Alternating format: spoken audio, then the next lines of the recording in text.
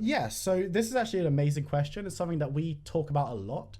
The idea that if you've come from outside of the gaming or esports industry and you've got a current job, so you've got that experience, a lot of the majority of job titles in esports and gaming are completely transferable. Being a software developer in financial services is the same as being a software developer in esports when it's a general software developer. Being a marketing person in the food industry, similar to being a marketing person in the video game industry. So if you've got a good job title now and you know that the job you're doing now and the job you would be doing at a gaming company is very, very similar, by all means put the job title you currently have, because people will see that. And as esports grows and matures, video games is already pretty much there. They'll see this person has this job title. We know what that entails because we've got it at our own company. And esports as well, they'll see this person has experience, this person has this job title. We want someone there, because the truth of the matter is people will generally prefer, if they're hiring in esports and they're looking for, say, a business developer, they'll usually prefer someone with 5 years business development experience from another industry to someone who's got 1 year business development experience and it's in esports, right? So definitely a case of include your job title unless it's something that is not related at all to video gaming. So if you're going for a game developer role and you're currently a software developer, you can still put software developer in as your profession, because game companies will understand that those skills are transferable. I think the skills will be pretty transferable.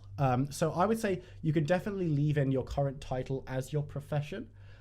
It's one of those things we'll get onto when we talk about professional summaries after contact, where if you have procurement in your profession, they'll see, okay, this is the title this person has.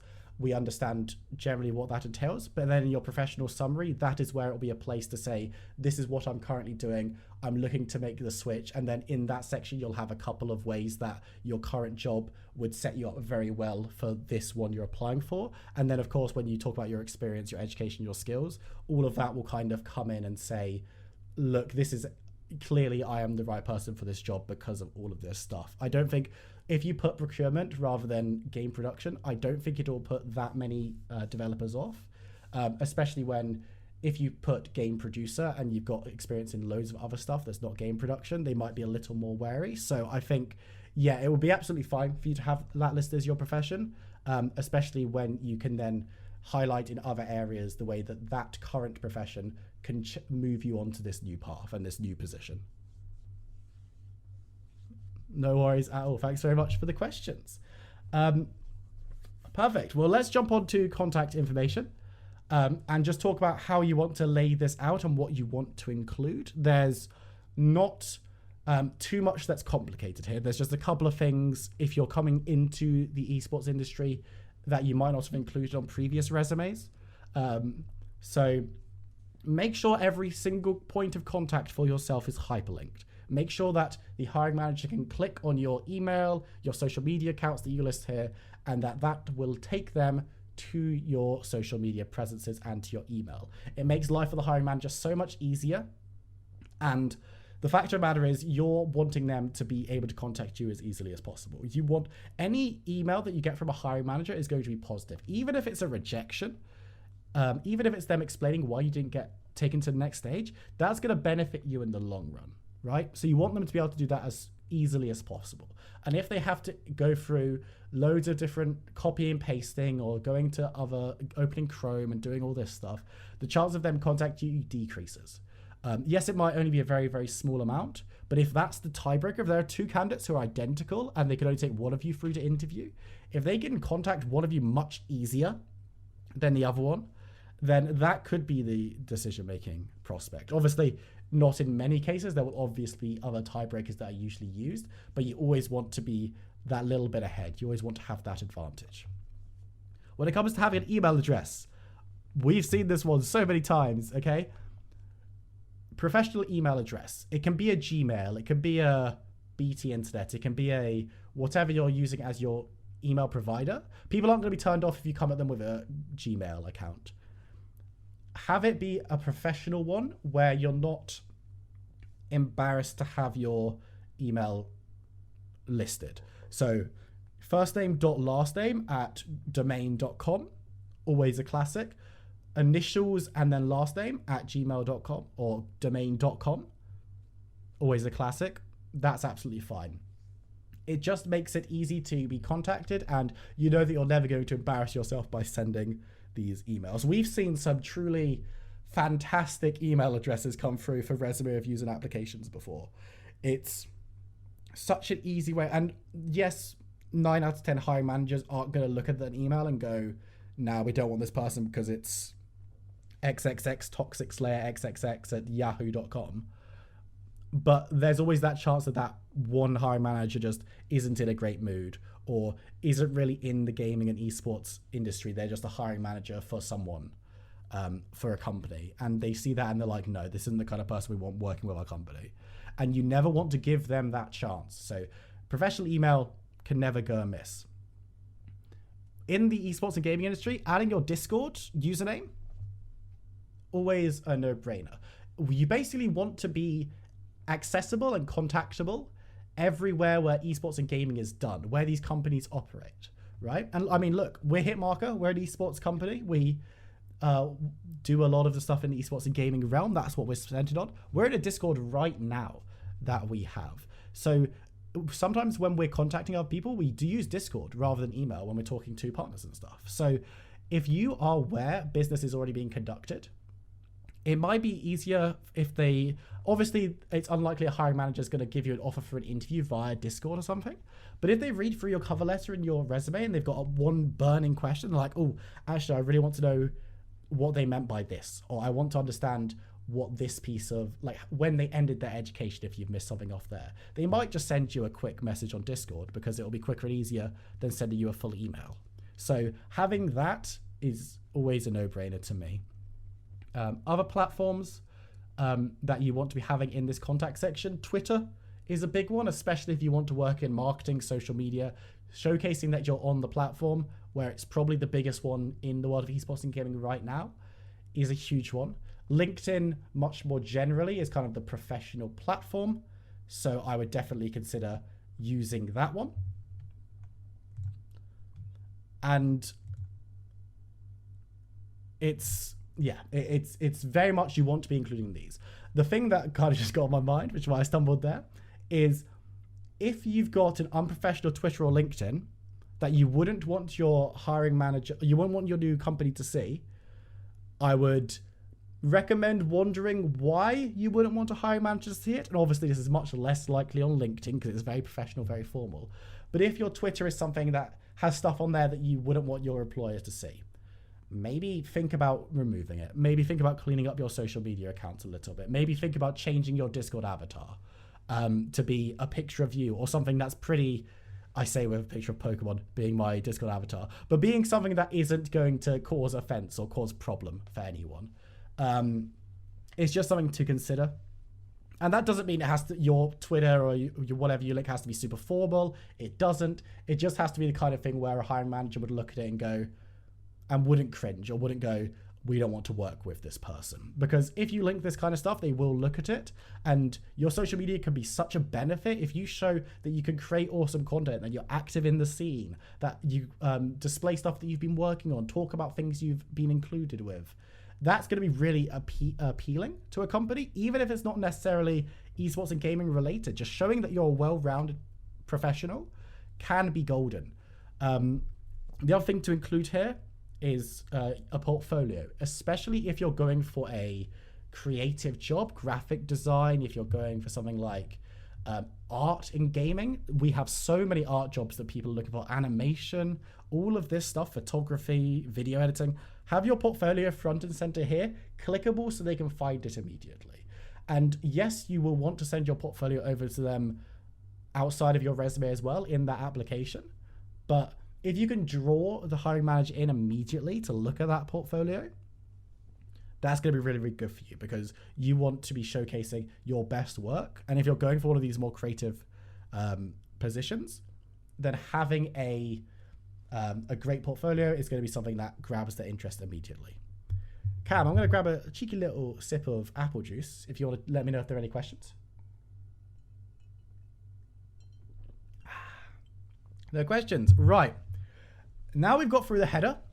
It's only taken us 30 minutes. Goodness me, my time management skills are not brilliant. We're going to talk about professional summary. This is one of the most, when we sit down and do resume reviews for people, this is one of the most commonly changed sections. This is one of the areas we have to explain to people how to best utilize. So I'll spend a little bit of time on this one, just explaining some of the common pitfalls we see, and we'll go over the format that we think best allows you to see exactly what's what and to help you build that. So first question we often get is bullet points or full sentences. I personally prefer full sentences, 3-sentence structure really. But if you want to just bullet point at the top, you can do that. It's never a disaster to do. I just think that having a little bit of a paragraph at the top breaks up the resume much more when you're going to have bullet points under experience and maybe education as well. But if you bullet point this stuff rather than writing it in a paragraph, most places won't mark you down. So it's fine to do either. Please, please, please use the first person. I don't love reading, Cam is a hardworking and determined individual. Yes, that might all be true. I'm not going to say whether it is or isn't about Cam, but we know who's writing this resume. We know this isn't a personal, this isn't a forward in a book. This isn't about the author section written by someone else, right? This is you're writing about yourself. So please just use the first person and don't try and be fancy. We see so many people starting their professional summaries with hardworking and determined, blah, blah, blah. You could just start with, I am a hardworking and determined individual. Like it's not going to turn anyone off. It makes it so much easier to read. You don't have to be fancy with it. You're not trying to, in most cases, you're not trying to impress the hiring manager with your command of the English language. You're just wanting stuff to be simple to read. You want to get the message across, and being able to get the message across in an understandable way is a skill that is super, super undervalued in esports and gaming. But hiring managers love it. If they can easily sit down and read and go, from this paragraph, we know exactly who this person is, what they're looking for, and why they'd be a good candidate. That's it. That's perfect. It doesn't matter if someone else has been way fancier, use the thesaurus and all of their stuff, because the hiring manager's already said, we know that you're the kind of person that we want to take to interview. So make it as easy as possible for them to do that. What you want to do is you want to start off with a really strong sentence, which talks about a couple of skills, gives some strong adjectives about who you are, and explains what you specialize in. So for myself, I could say, Will is a passionate and determined professional who is with experience in social media, marketing, and customer service, for example. What you've done there is you've done the classic catch their attention really quickly with some adjectives. This is a great place to talk about a couple of things that you consider about yourself, so they can kind of get an idea of A, what you think of yourself, and B, a couple of your most important qualities. Don't worry too much about this being super great skills. You don't have to explain what kind of software you use. If you're a great C++ developer, you don't need to go into great detail here. It's just about grabbing their attention and then ending up with what they've got experience in, the kind of sectors that you work in. Well, again, it will help center your resume, and it will continue on this thread of this person is good at this stuff. This person has skills that we require and is looking for work in the sector that we are hiring in, or has experience in the sector that we are hiring in. So that's kind of the direction you want to go with that kind of first sentence. You can obviously mix it up. You don't want to go with a very cookie cutter formula. Feel free to add a little bit more, a little bit less, deviate from that structure very slightly. But that's kind of the main aim of this sentence, is to show a little bit of personality, grip the hiring manager, and show what you specialize in, what's your area of expertise. You could also, this is also a great place to add how long you've been in the industry or how much professional experience you have. So you could do the, I am an X and Y with 7 years of experience in product management, two of those in esports, for example. Or I am a game developer with 6 years of programming experience, stuff like that. This is especially good when you've worked outside of esports and then come in, or worked outside of video games and come in your last job, because then you can say, yes, I might only have a year of experience in gaming, but I've got 8 years of experience in programming or development, because that shows that if someone just sees 1 year of game dev experience, they might be like, do we want to give this person this intermediate role? But if you can show the 6+ years on top of that of just general software development, they will see, this is a more senior candidate. This is someone that we could look to bring in this position. So this is a great place to put that. It's right at the top. It shows that you're capable of performing this position. Once you've done that, once you've crafted this really great first opening, you want to then you want to move on to what makes you a great person for this role. What makes you the right candidate for this role? So you've already talked a little bit about some of the softer skills you have. So some of the stuff that makes you personality, what it is. And you've talked about how long you've been in the sector, how long you've been and what you specialize in. Now you can go a tiny bit deeper. You don't want to go completely in depth talking about every single minute thing you've done in the past, but you can talk about some of your experience, about what makes you great for the role, right? Have you got skills that they've talked about in the job application? Are you currently in the same role that they're hiring for, just at a different company or outside of the sector? Add this kind of information here, and then the hiring manager will basically see, they'll be drawn in by your first sentence, and they will be somewhat convinced by stuff. But then in the second sentence, this is where you have to be keep reading, I'm qualified to work at your company. I'm qualified for this job. The second sentence is where you want to prove to them that is the case. And of course, this whole document is going to help you do that, but being able to do it initially at the top, perfect. The sooner that the hiring manager can tick stuff off for you, the sooner you can get on with that interview preparation. The sooner they can be like, yes, perfect, this is the person we want. And then you want to close out with something a little bit different about yourself. So this is something that we always recommend, is talk about what your career objectives are and why you're looking for a new role. So obviously when you're applying for a job, if you're applying from a place of unemployment, if you're straight out of education or you've been out of a job for a little while, it can be as simple as saying, you've already talked about all the experience you have, and now you're just saying, I'm looking for a intermediate role to get myself back into work, or something along those lines. Because you're being open, you're being honest, people will appreciate that. If you're coming from a position of you're in a job but looking for a new one, explain why you want to move from your current job to this new one. Say, I've gained great experience and I'm now looking for a more senior role, or I've gained a lot of useful skills that I really want to translate into the video game sector, which is, this kind of thing is great if you're moving from something else to esports and gaming, because you can say, look at all these skills that I've gained, look at the position I'm in, but I'm now looking to bring that into a sector I'm really passionate about, or I'm looking to bring this into a company that I love. And this will be brilliant because it shows this person is an exceptional candidate, they're a very good professional, they have a career, but this is the reason why they want to join us. And remember, hiring managers are going to sit down and look and say, why is this person wanting to join our company? Why is this person not happy at their current job? What's going wrong there?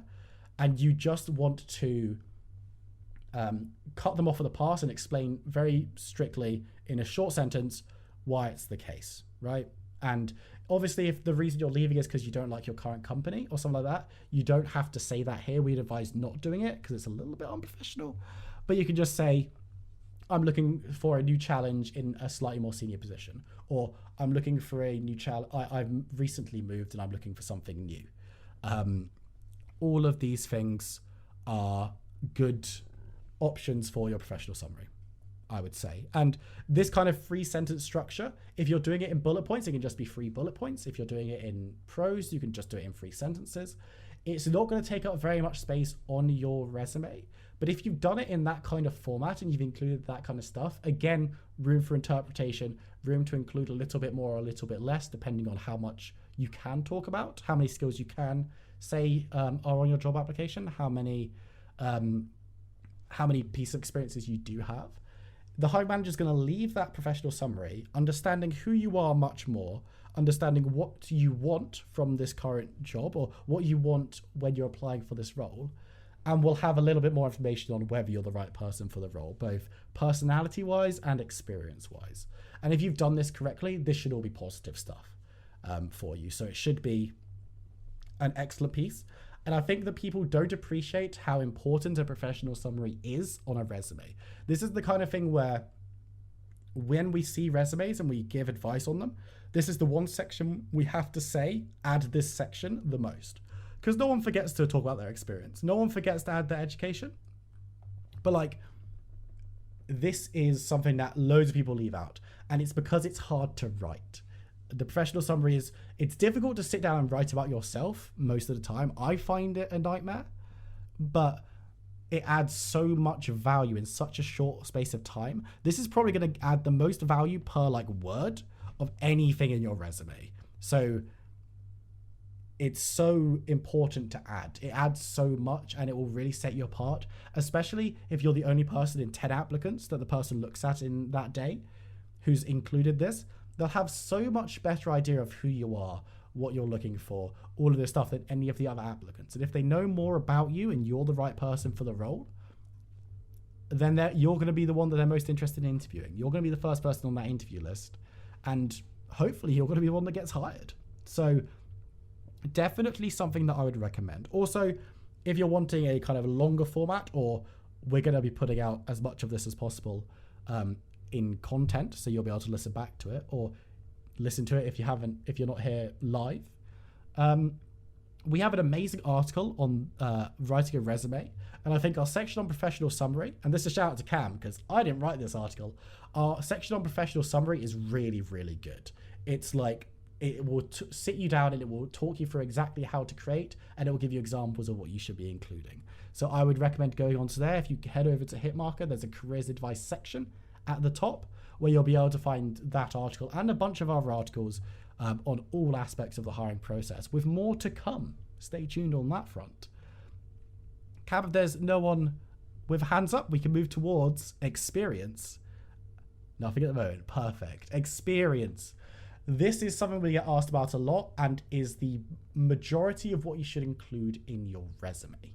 So even if you're coming straight out of university and you haven't had all that much work experience in a professional sense, or if you're the kind of person who has been working in other industries but has no experience in video games, this section is going to be super, super crucial to you, because how you interact with it and how you add stuff is going to have to be quite smart, but it can be the thing that, if not sets you apart from the other candidates that are applying for the role, who have got a more traditional gaming background, it can be something that the hiring manager looks at your resume and says, this person is on par, this person is a competitor for this role with these people who are coming from a more traditional place.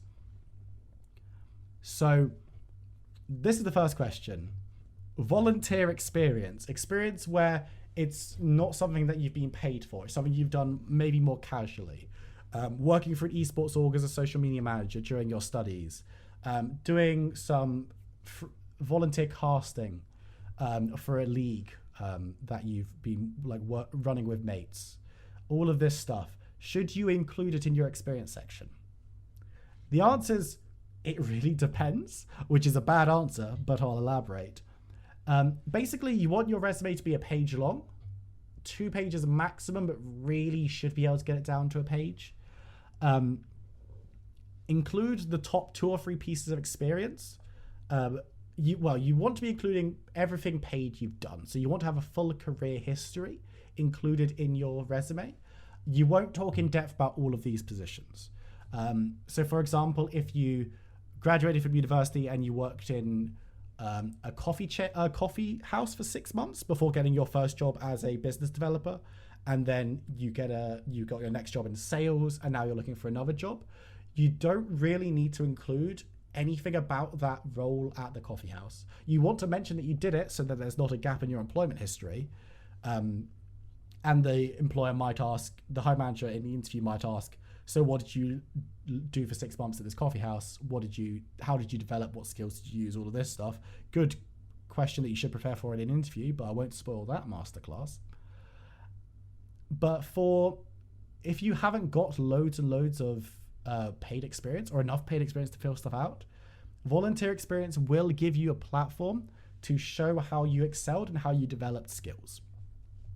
So if you're going for a sales job and you haven't worked in sales before and you've just worked in a clothes shop and a coffee house, and you did 6 weeks of an internship in a bank, for example, but during university you worked for an esports org, freelance or volunteer, and you helped them sign 2 pretty decent partnerships for their level, definitely include that in your resume. That would 100% be more impressive to a hiring manager than 6 months working at a shoe shop. That is not to say you shouldn't include that professional experience, because again, you want to show that you've been working, you want to show you have a professional background, but this volunteer experience definitely adds more in that case than just random retail work would. And for quite a few people coming out of university, there isn't going to be that much to write home about in a professional sense, but they might have done plenty of volunteer stuff that you can look to showcase the skills and the achievements and the experience that you gained. And if you are able to do so, if you're able to showcase what you've achieved and gained in those, which is what we'll go on to in a second, then a volunteer experience, yes, it's less valuable than full-time work experience on your resume, but it can definitely work and it can definitely be valuable, especially if you do not have that full-time experience, because you can't lie about that. You can't make it up. It's not like I can't just say, go out and get 4 years of experience in game development before you apply for the job you want, because that's not really how it works. And you're going to need a resume to get those 4 years of game dev experience anyway. So might as well put that volunteer stuff down. When you're talking about your experience, make sure you list it newest experience first. So your current role or the last role you held, if you're not currently in work, should be the top listed, and then it should work down from there. If you were in 2 jobs at once, so say you're working if you're a business developer, but on the weekends you were a caster and you were getting paid to do so, list the full-time job above the freelance one, or list the job that you started later higher up. So if you were doing business development for a year and you were doing casting for like 3 months, but you're presently in both of those jobs, put the casting one above. Unless you're going for a specifically business development role, in which case you can flip it. Basically, as long as there's not 4 years of casting, 1 year of biz dev, you're going for a biz dev role, that kind of thing.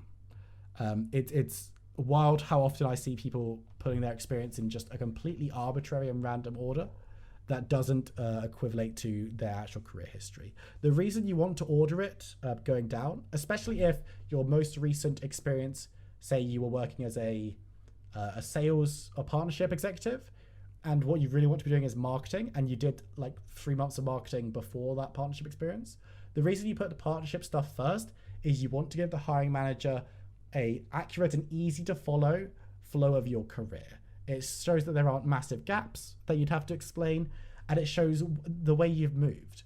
Because if you sit down and you say, I've got this marketing experience, but I moved on to do sales, the hiring manager probably wants to know why that move was made, and you'll be able to explain that to them much better in an interview or cover letter. But you don't want them having to do like mental maths, understanding and realizing, okay, so they worked 4 months here and then they moved to this job for a year and a half, but they were also doing this one for 6 months. You don't want them to have to be working that out and getting confused about where everything lines up. So just have it in a timeline, make it as easy as possible for them. If you're a much more senior candidate who's been in work for 20 plus years, and if you've had 7 or 8 jobs, obviously it's not realistic to include all of those, even just by title, especially if you're trying to stick to one page. This is where we'd recommend removing anything volunteer, because it will add less value, and then removing stuff from the bottom up that isn't relevant at all. So this is where the 6 months in the coffee house goes. This is where the 6-week internship goes, right? So you're left with the most recent and the most relevant. The most recent job, your current role, or the last one you did, should always be top of your resume when it comes to experience. As you move further down, stuff is more likely to be taken out. But if your first job was something super relevant to the role, and then your second one was much less so, it can be the second one removed when you get to that level. But we're talking several jobs, many years in the industry, or many years in profession, or having a career. So for the majority of people in here, I imagine that's not going to be a problem. Now we get to the $1 million selling point here. When you're talking about your experience, please always talk about what you achieved and what you learned and skills you developed, rather than just talking about your day-to-day daily tasks. And we had a question about this on Twitter, actually. Someone asking how it was best to describe all of the daily tasks of a job in a short but still detailed way that will help make sense. Do not try and describe every daily task you did in a role. For the most part, if you talk about what you achieved, that will give a very clear insight into what you were doing, right? So if you say in your resume, let's say it's a partnership job, and let's say your first line would have been helped sign new partners for the esports team, for the League of Legends team, right? That tells the employer that, yeah, but your title's partnerships lead, so of course that is what you were doing. But if you say signed a multi-year deal with a global brand for our League of Legends team, building awareness for, or just even that, just signing a multi-year, multi-$1,000 deal with a notable global brand for our League of Legends team. What you've done there is you've explained, the hiring manager reading that will see this person did partnerships. This person's job included doing the partnership stuff. But then it adds another layer. It adds, this person can work with global brands. This person can make money off those deals. This person can make contracts that last multiple years. And these are all things that are going to set you apart, because anyone going into a senior partnership role or applying for a senior partnership role, the best candidates will all have partnership experience. They'll all be able to say that they worked with partnerships, but they won't all be able to say that they've signed multi-year global brand deals for a League of Legends team. And that is the stuff that sets you apart. Doing the same and the requirements for a role often don't set you apart enough. You want to be able to show that you are better than everyone else who's applying. And showing what you've achieved in each role, a perfect way of doing that, best way of doing that on your resume, probably. It doesn't have to always be super specific. You don't have to say increase social media interaction by 78% over 2 years. If you can say that, it's amazing. You definitely should. But it could often be easy enough to say, managed a community Discord with 3,000 members starting from scratch, including ideating and hosting events with 50 plus viewers, right?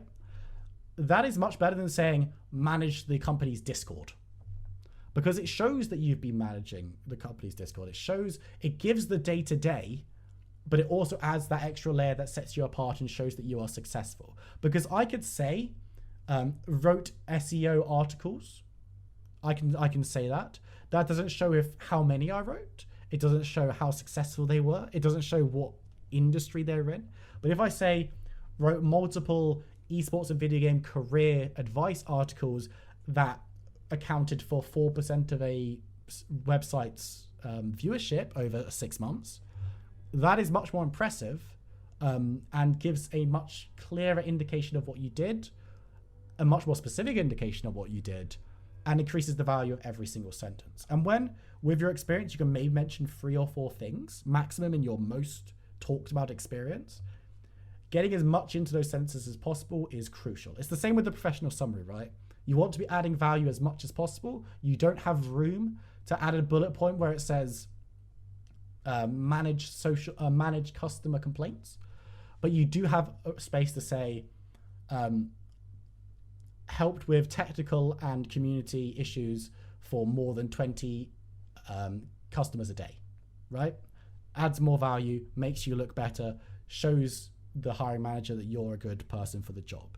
If your last role didn't have that many achievements, you can talk about all your experience based on skills that are mentioned in the job application. So read through the job application. If you've got it printed out, you can highlight it with a pen. You can add it to a Word document and highlight it. That's what I used to do back when I was applying for jobs.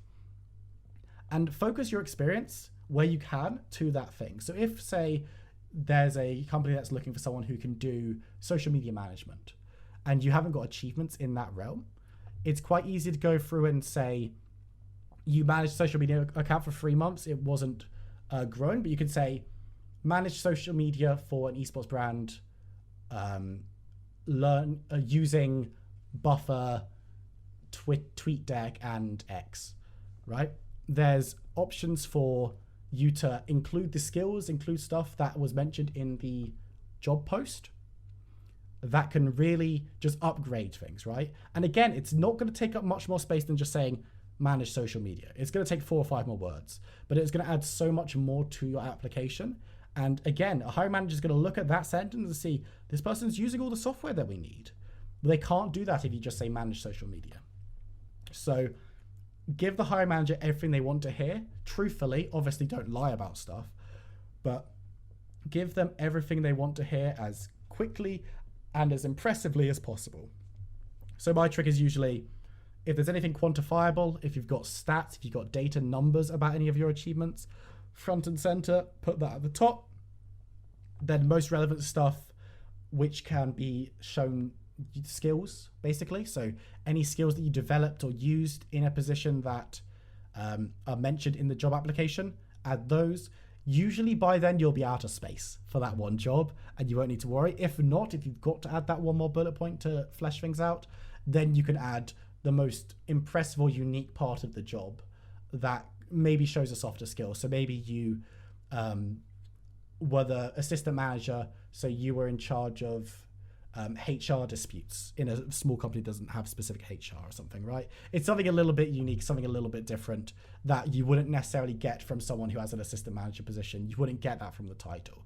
But never, ever, ever put on your application for a social media manager, if you say community manager as a job title, we know you manage the community. You don't need to say it unless you're adding more to the sentence by saying it, right? Don't just repeat your job title. That's a big one. That's a big important one. And we answer that question as well. Cam, if there's any hands up, please let me know while I sip my apple juice. Oh, apple juice is delicious. You know what? This is we've got a question. So Cam, if you could sort that out. Apple juice is amazing. So you should all drink it. Well, I'll wait for our questioner.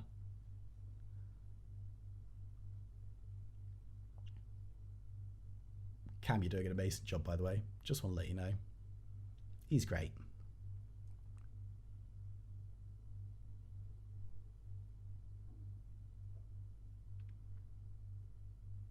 Okay, perfect. We've got the person invited to speak. So we'll just wait to see if they grab that one and jump on through. And if not, we'll move on. We've still got education and skills to cover.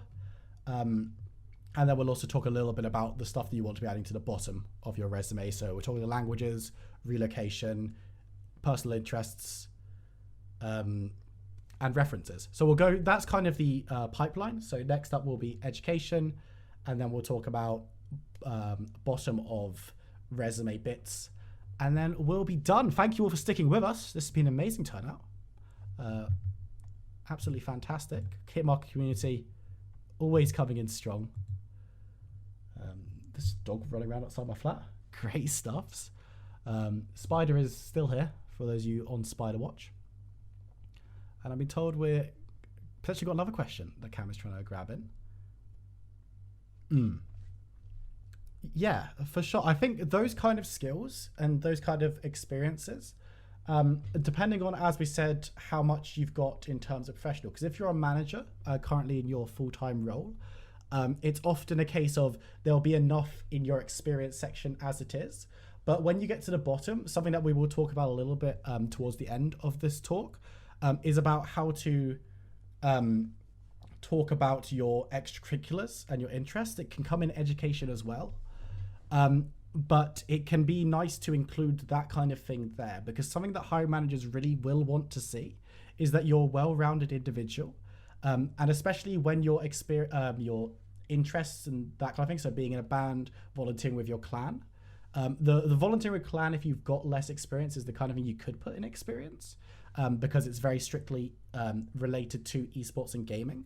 But stuff like being in a band, if you play in a sports team, all of this stuff can be really great to put on your CV at the bottom, or a cover letter is an amazing place to put this kind of information, because it shows that you're a well-rounded individual who's more interesting than just like someone who turns up to work and only cares about what they do. So being in a band, people are going to be interested in that kind of thing. People love music.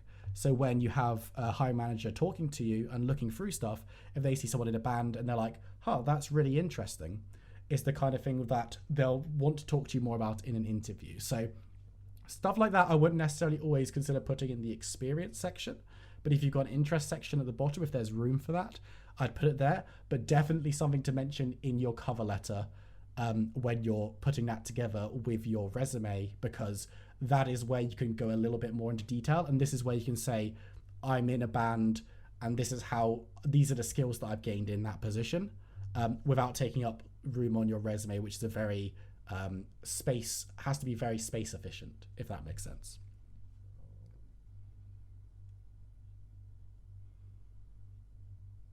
Perfect, amazing. Glad we could help. Thank you very much for the question. Goodbye. Right. Cam, my friend, and everyone watching at home, education time. We don't need no education, except sometimes you do, turns out. First things first, we always get asked, how much education should I include? How many different qualifications do I need to add to this section? This is especially complicated for people who have multiple degrees, or they've got a master's and a bachelor's, or they've done multiple college level qualifications. The secret here, and what I tend to live by on my resume, or stuff that I have seen in the past, is you want to have your 2 previous most senior qualifications on there. So if you've got a master's, include your master's and your bachelor's. If you've got a bachelor's degree, bachelor's and college education. So that's A levels if you're in the UK, or stuff like that if you're further afield. So it's just generally considering what is most recent, what is most relevant. Because if you've got a master's educational background in game development, the hiring company is probably not going to care that much about your GCSE French. Realistically, it's not going to be top of their list of priorities. But if you've only got an A-level education, so if that's the highest level you've achieved and you're going for jobs, you might want to put your GCSEs in below as well, because they'll be more relevant to your educational background.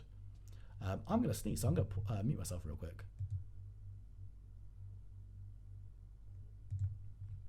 The classic, it never came. It's devastating. But you do want to basically just have the last couple of pieces of education. This is also the kind of place where sometimes, even if you've got a master's degree or a doctorate or a bachelor's, a job might still ask that you have at least minimum grade in certain things. It's much rarer in esports and gaming than it is in other sectors. But sometimes it will ask you need to have at least a C in GCSE maths and English language, right? In this section, just include that at the bottom of education, like GCSEs, including A star in maths, A in English language, right? Just to show very quickly and very easily, look, I've got this thing, you can tick this off your list of things that someone needs to get this job. Don't include that kind of stuff if it isn't asked for specifically, but always include it if it is. Because it also is a great way, and this is something that hiring managers absolutely love that people don't consider. It's a great way of showing you've read the job application and that you've taken it all in and you paid attention. It's the same reason why we've seen applications recently on Hitmarker, there have been a few of them, where they'll say in the middle of the application somewhere, when you email us for this job, mention this phrase or include this in the subject line, because it shows that you've read the application. And if hiring managers are going out of their way enough to do that in job posts, then showing that you've read it is clearly a skill that they want and clearly something they want to see. So make sure to do that, and just adding that educational stuff that they really need is a great way of doing so. Outside of just listing your the place that you studied and your degree or the A levels that you did, make sure to add your grades there, because people will want to know them. It's something that we don't see enough of. It doesn't mean you have to show every single GCSE you did if you're going to be showcasing your GCSEs. Just show the top ones or the most relevant ones. You can say, especially with GCSEs where you do 11, 12, 13, or you might have 9, 10, 11, don't list all of them. Just list, say, GCSEs including A, maths, B, English language, B, French, whatever's most relevant and important. Make sure to add dates, start and end dates, please, for your educational, each institute. We see so often graduation date only. Remember when you're applying for jobs, especially if you're applying for remote jobs in countries that you didn't study in, or you're applying, say you live in Denmark, but you're moving to the UK to work, please put start and end dates because it might be a different amount of time than what the hiring manager is used to. And they would just like to see, again, that timeline of where you were studying in your educational history. So that's a little thing, but it'll make the hiring manager's life a little bit easier. And this is also a great place to put some extracurricular stuff. You don't want to go fully in depth here, as we just said to the last question. If, say, when you're at university, you were the head of your university's esports society, or you were a member of an a cappella group, or you're in a band, this kind of stuff is great to list below your education, below your degree, or your A levels, just because it adds a little bit more information. It shows you're a well-rounded individual who did more at school, college, university than just study and like just do the bare minimum. If you're in a sports team, add that there. If you are doing other extracurriculars, the most impressive stuff, add that here because it's the perfect place to include it. It doesn't take up very much space, and it's just cool stuff that the hiring manager will look at and go, cool, this person's got a little bit more about them than other candidates who just write about their degree or just write about their A levels.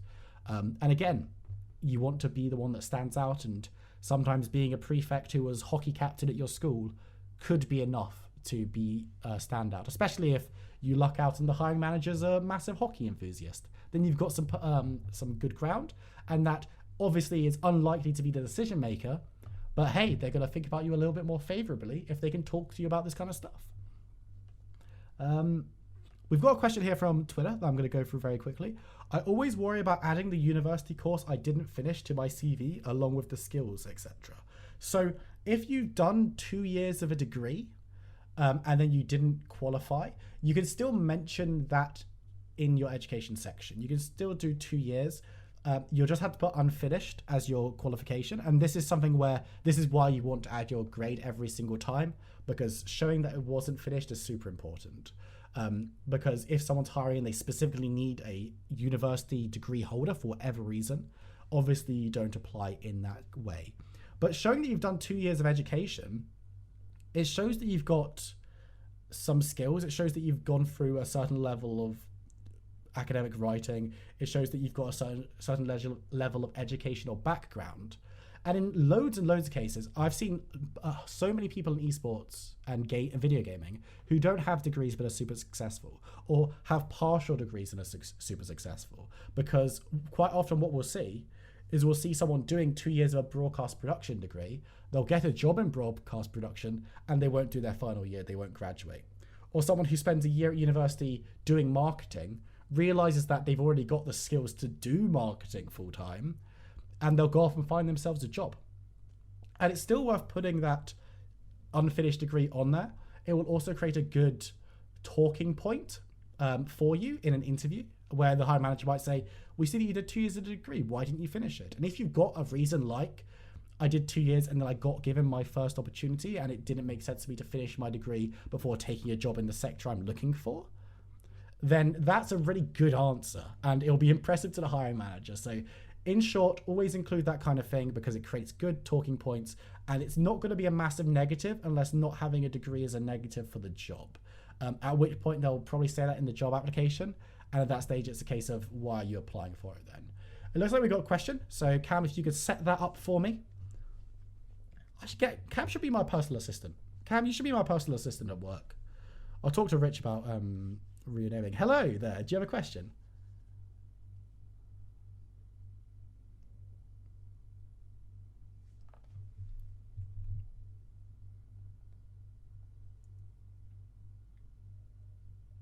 Mm-hmm.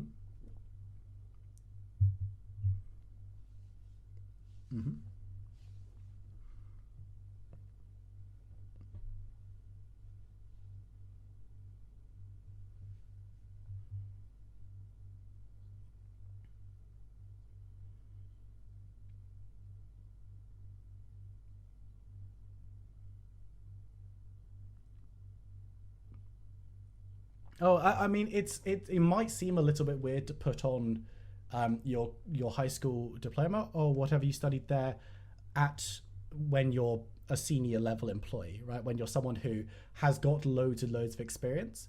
But it's always, I would say it's still always worth doing. In that kind of case, I wouldn't necessarily put on the two different levels, but showing your highest level of education is still, it can still be important. It's still something that employers will consider. And it's the kind of thing where if it's important to an employer, they'll ask anyway. And you always want to be giving them the answers before they have to ask the question. This is to say, you'll have loads of amazing experience past then, and it's something that you don't have to go in super detailed with. You don't have to go through and give the grades to all your classes the same way that you might need to if you're just coming out of high school and are looking for a job then. But I'd still say it's definitely something worth including, especially when it will only take up 1 or 2 sentences in your resume. It's something that it's just nice to cut off the question at the pass, because otherwise you'll get into interview and they'll ask you about it anyway. Perfect. No worries. Thank you very much for the question. Amazing. Well, that's education. Something that I'm going to quickly loop back and give a tip about. Education and experience. This is mainly for these 2 sections. It's always a really nice thing. We talked about hyperlinking contact details. If you hyperlink your school of study or the company that you worked at, especially if you're looking for work in something like marketing or social media, you can link these, you can link the projects into your resume. So it's clickable and then they can see. Same way with a portfolio, it just allows people to see very quickly what kind of stuff you've been working on, what you've been doing.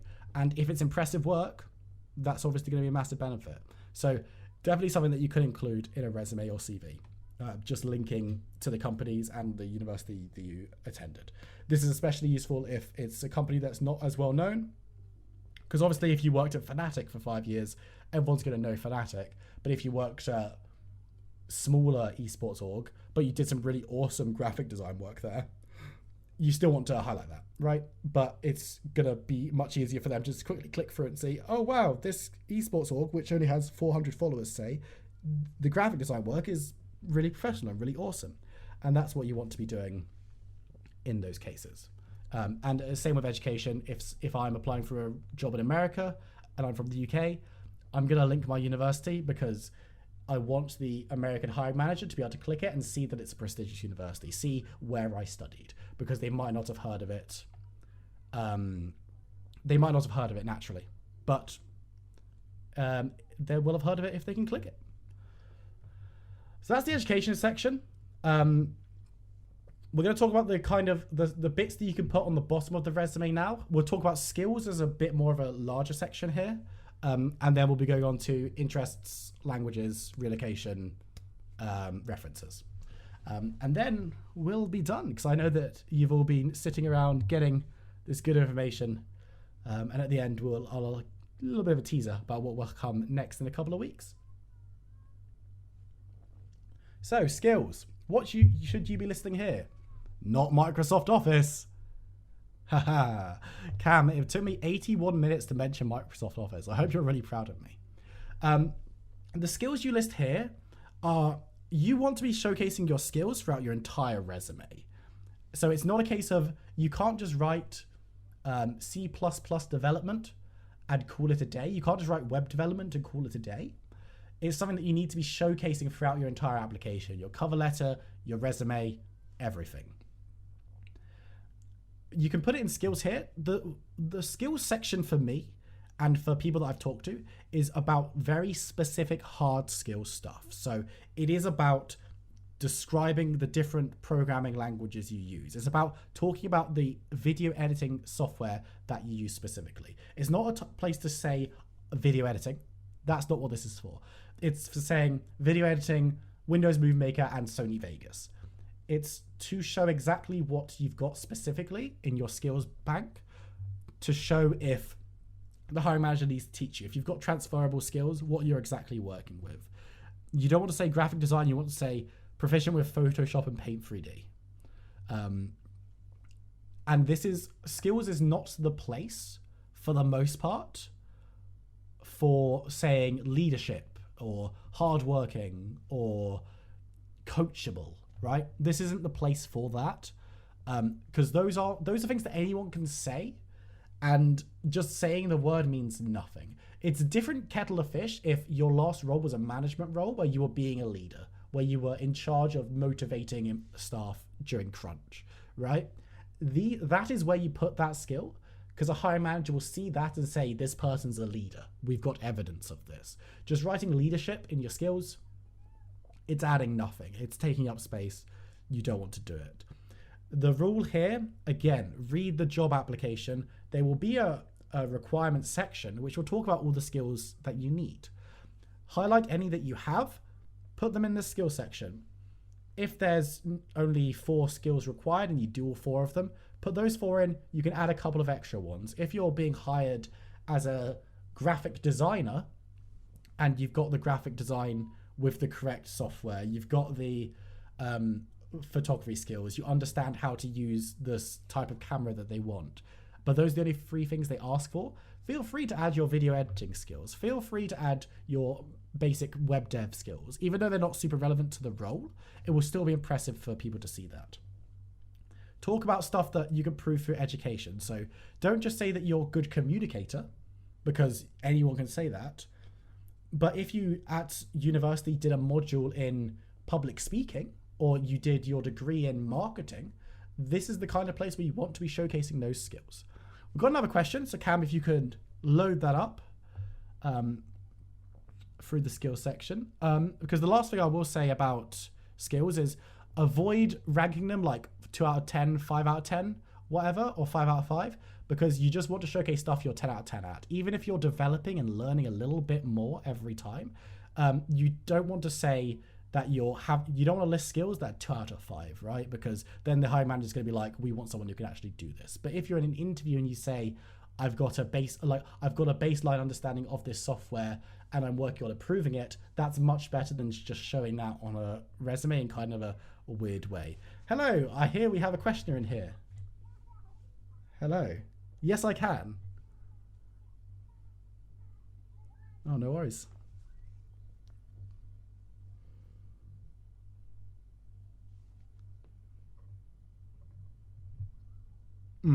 Yeah.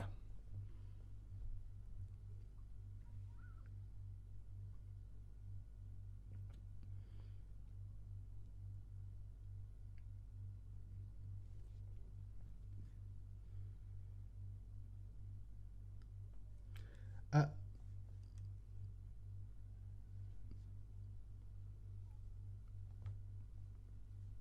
yeah. No, so stuff like event coordination, project management, definitely skills. They're not their roles, they're a specific skill set. With stuff like project management, you can say project management experience. You can talk about if you do agile, if you do all of these other kind of tactics in project management. There's a lot of software, stuff like Notion, Asana. If you've got experience with those, you can add those there as well. Be very specific with that. Event coordination, again, it's a skill. I wouldn't say it's something like leadership.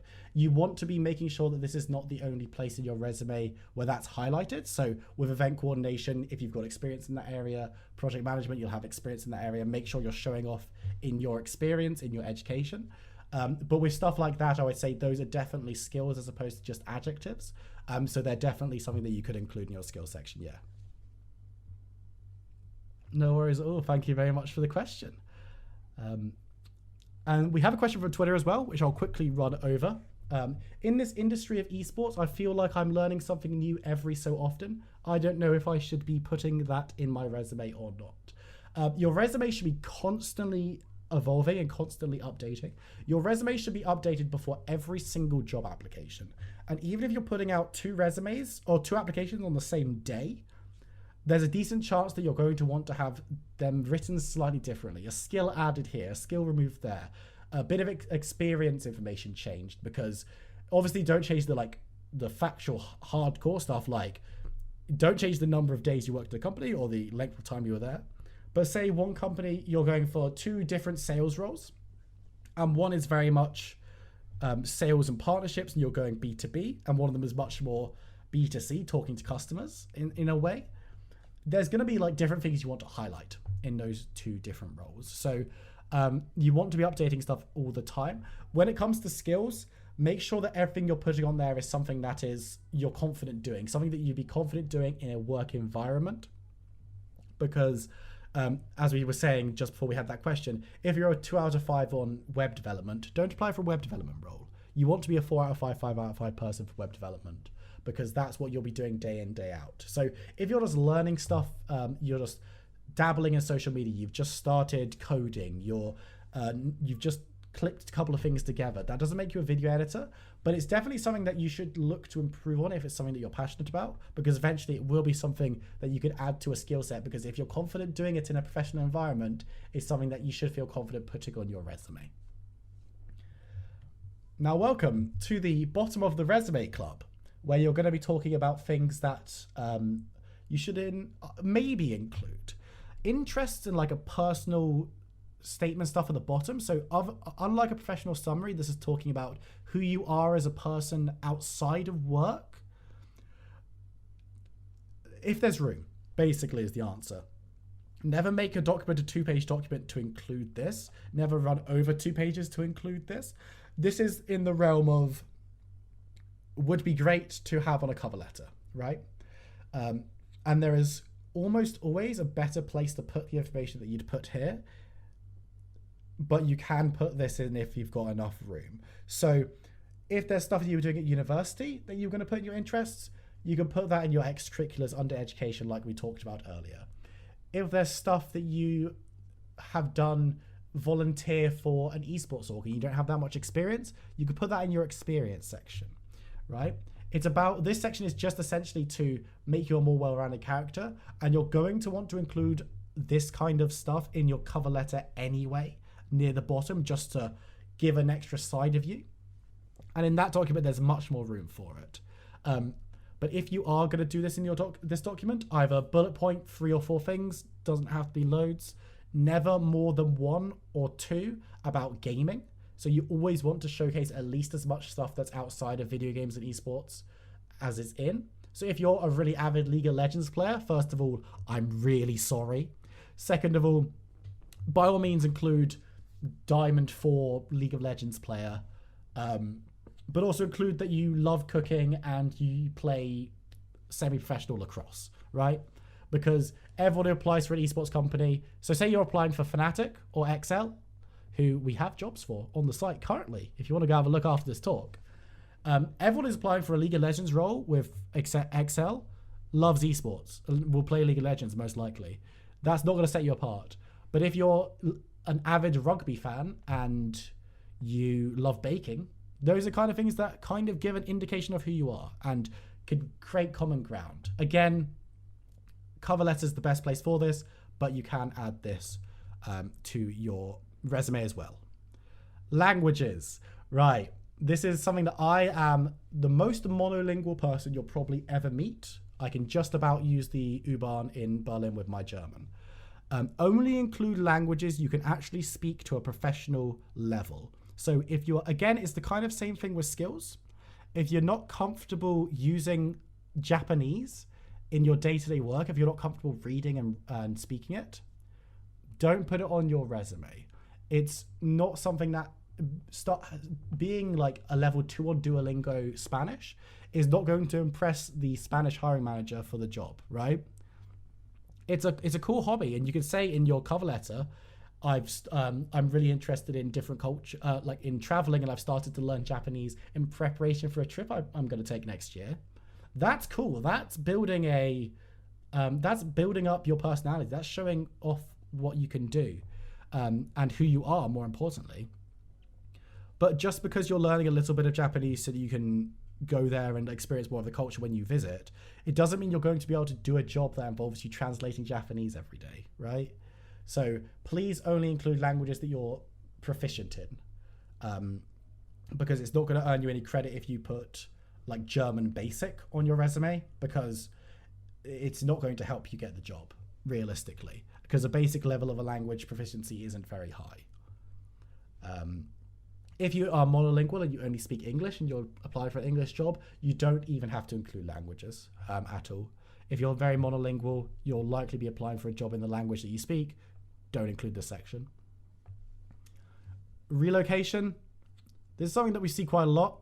Please only put relocation to places you can legally work without the company having to be involved in that situation. So, for example, I live in the UK. I can currently only legally work in the UK without company help because I'm not a dual citizen. We're not in the EU anymore. I can't go to Berlin and get a job in Germany without a visa and working through that. I can't go to America and get a job there without a green card or a work permit.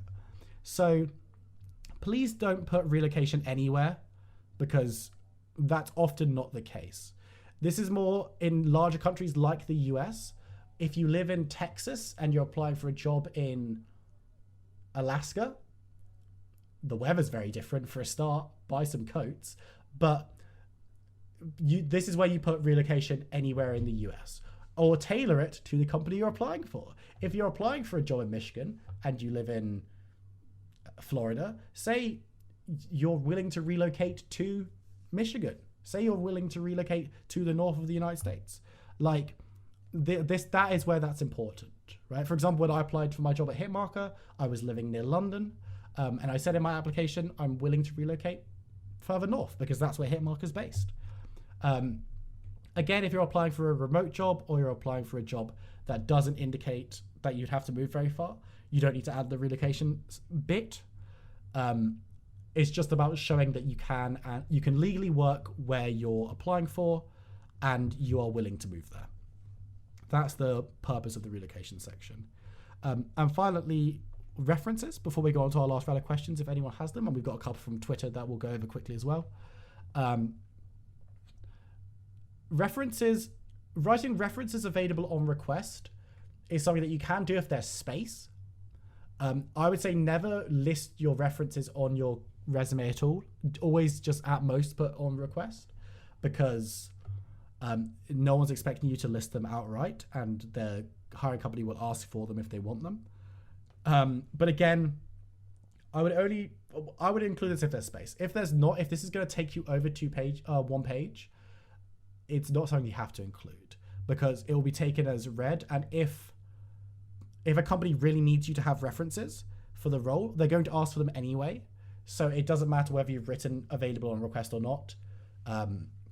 They're going to ask for those references. And if the company doesn't need it, then they're not going to ask for it. And you've wasted 4 words of your life, basically. But again, that is the kind of first thing I would include if you've got a little bit of space at the bottom. So what I'm going to do now, thank you all for listening this far. I've got a couple more questions from Twitter about more general stuff on the resumes I'm going to go over. If you've got any questions about anything we've talked about today in this masterclass, please raise your hand now. Cam will keep me informed and we'll grab you in as soon as possible. And then we'll all be able to get on with our Thursday evenings. So first one here for questions from Twitter is, how do I make the document stand out? Often I want to put something funny or eye-catching to stand out and also show a bit more personality, but I'm not always 100% confident I should. The trick here is to do some research on the company you're applying to. And that doesn't just mean look at their Twitter, because the social media manager of a company isn't going to be the person doing the first round of resume reviews for a job. It's going to be someone else in the company. Most likely, if the social media person is the one doing that, the company's small or has a very weird working flow. So look into the kind of people that work there. Look at how they interact with people on LinkedIn. So you can find HR people, hiring managers, managing directors in companies. And you can usually, in smaller esports companies, kind of ascertain who's going to be the person doing the hiring. And then looking at how they interact and kind of matching that tone is always a good plan. There's often times where you can see humor fall flat when it comes to a resume or a cover letter as well, just because they haven't done the research and they come in with the wrong tone. It's a professional document at the end of the day, and I would always urge on the side of caution, but saying like a joke in a cover letter, right? Like having a bit more of a casual stance. We'll talk about this loads when we go into cover letters in 2 weeks' time, because that's going to be our next masterclass. But on the resume, I would urge on the side of caution. I would not do anything too lighthearted or fun unless you know that the company is going to appreciate it. You know, you've seen the way that they interact across all their social media and individuals, how they interact. Then you can maybe try and crack a joke or be a little bit less formal with something. But even then, keep it professional, please, everyone. And it's better to do that kind of thing on a cover letter, I think, overall. But that being said, you can start with a little bit of fun with the layout, with the color scheme, or how you've done it. So we've seen really cool stuff where, for example, I saw a cover letter that was laid out like a Reddit feed, or a resume that was laid out like a Reddit feed. That's really, really awesome. And it's eye-catching, it's a little bit of fun, but the stuff that was included there was super professional, and it included everything a resume needed. So that would be my advice if you want to do something a little bit more fun, is do it in a kind of design aspect as opposed to the content you're actually including. But in the cover letter, you can be a little bit less formal. And the other thing that we're going to talk about a little bit is color scheme and like general design. If you're using Hitmarker CV, recommend, go and use it. I was going to say not sponsored, but they pay my salary, so kind of sponsored. Jump on there. It's very easy for you to change the ordering of stuff on your resume, although we've listed it in a way that's kind of industry standard, so you don't want to mess around with that too much, I imagine. But it allows you to change the coloration on your resume. Please choose colors that work together and don't go for anything super ugly, would be my advice. Just because, and make it easy to read. Please, please, please. Especially if you're not doing it on Hitmarker CV, do not do like white text on a black background. It's just harder to read than the other way around. Don't do brown and purple as your color scheme. Don't use mustard yellow as a general rule. Like, just think about what would be aesthetically pleasing to you and use that as your kind of color scheme, design scheme. As a rule, the design and customization of your resume should never detract from the content. It should never make things harder to follow or harder to read. But being a little inventive, again, comes back to right what we were talking about when we were talking about head shots and the way that you're putting your name. You want to stand out in a good way. So having a colorful header, having a sidebar, writing in columns rather than just block text, and not just being a black and white Word document, is always not always going to be good. But if you do it in the right way, it will be a beneficial, positive thing to include in your resume. And that again is where you can show personality, stand out a little bit. And as long as, hopefully if you've listened to everything we talked about today, you'll be able to get the right content in your resume. And then it's a case of the design on top of that, as long as, even if you take all of the content stuff we talked about today and then just create a black and white Word document, you'll still have a very awesome resume. It will still have loads of really exciting experience. Everything will be laid out very well, and you'll be a tick box easy to bring to interview person if you've got the experience and stuff alongside, of course. But adding that extra design factor, adding a sidebar, making it a little bit more colorful will help catch the eye, and that will definitely help take your resume to the next level as well. Cam, do we have any final questions before I do our classic sign off and tell people what they should be doing next? No questions. Well, everybody, it has been an absolute pleasure for you to join us today. If you found us for the first time, this Discord, by this, oh, there's a question. So questioner, please, Cam, bring him in. Just waiting on Cam to confirm. A little bit of a concerning one, team. Spider watch. I don't know where the spider's gone. Hello.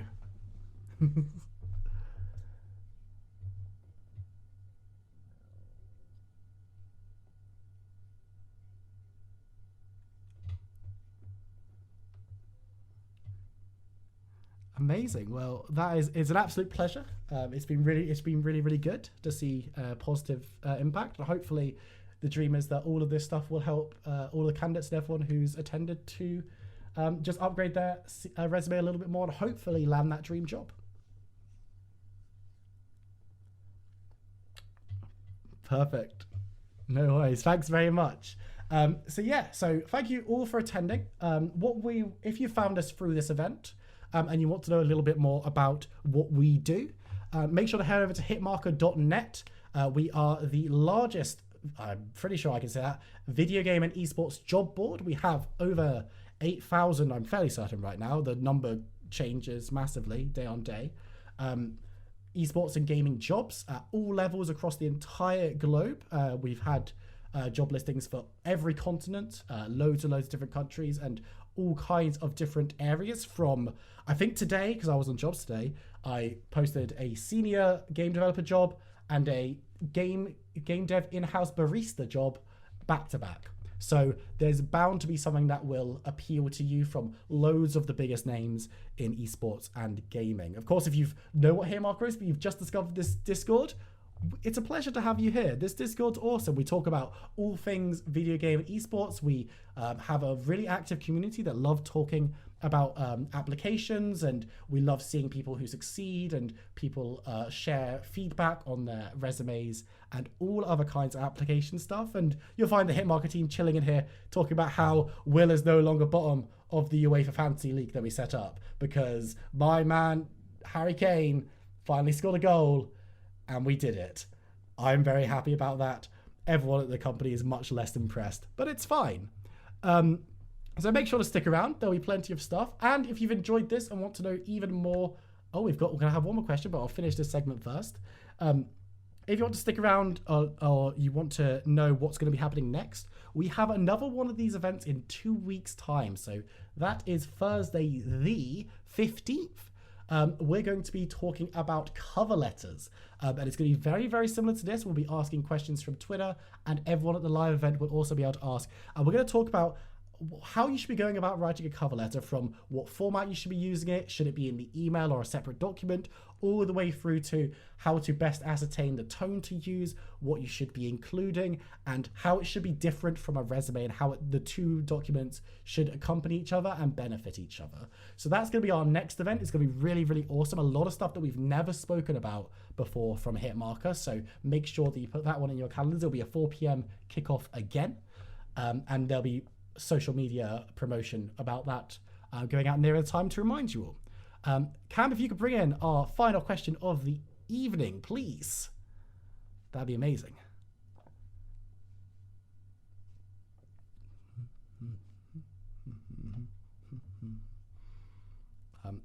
Also, for those of you who have only joined recently or haven't been able to do the whole event, Cam has been recording the whole event live, and I have been recording most of the event. I forgot to press record, Cam. I'm really sorry. So the bit about headshots is going to have to be on you. But everything else I recorded. So we'll be putting out some of this content over on our social media. So make sure you follow us at Hitmarker Jobs on Twitter. You can find us on LinkedIn as well. There'll be plenty of content there to enjoy and to recap for you as well. So we just got one last question that Cam is trying to get sorted. Hello. How's it going? Okay. What's esports? Well, okay, that's a great question. So esports is essentially just the competitive branch of video games. Well, you know, esports is just the competitive branch of video games. So it's just talking about like League of Legends, those kind of games where you're competing against other people, tournaments, events, all that kind of stuff. Fortunately for Hitmarker, if you're not interested in those kind of games, but you are interested in creating video games, working with big developers, we've been working with the video game industry for about a year now as well, and there's plenty of really awesome jobs in that area as well. So hopefully that's answered your question, but I'm going to call it there because this event has been going on for about an hour and 45 minutes, and I'm going to need to go refill my apple juice and kill this damn spider.